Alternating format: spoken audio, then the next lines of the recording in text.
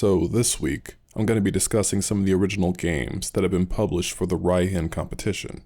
But before I jump into that, I first want to talk about a port that I think has gone a little overlooked, since the author forgot to upload it to the competition when uploading the game, causing it to no longer meet the qualifications for the entry. And that's the port for Hogan's Alley.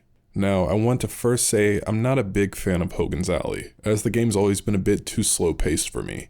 But ignoring my personal opinions about the game itself, this port is solid. It's been brought into widescreen, uses touch controls.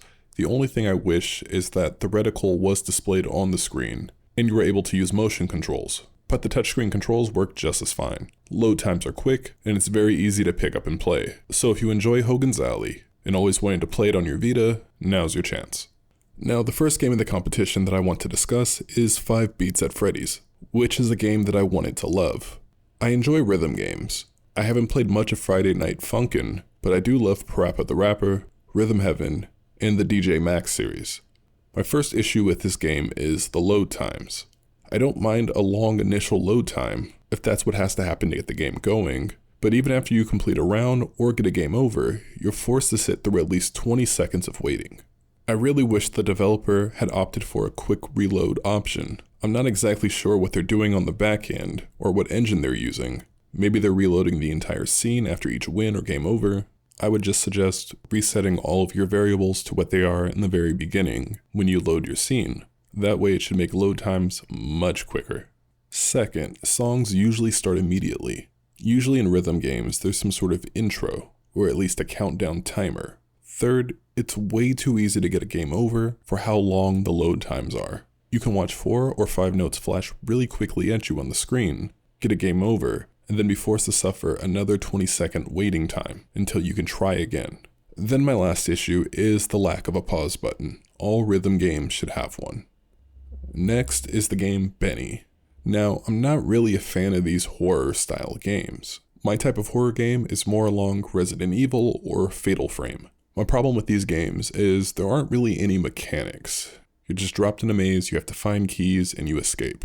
I haven't beaten this game, and I know for sure that I'm not going to. You have 3 different types of traps, a proximity mime that will instantly kill you if you're too close when it goes off, a bear trap that requires you to press 4 buttons in the correct sequence to escape, and a tripwire that will also kill you if you don't keep moving.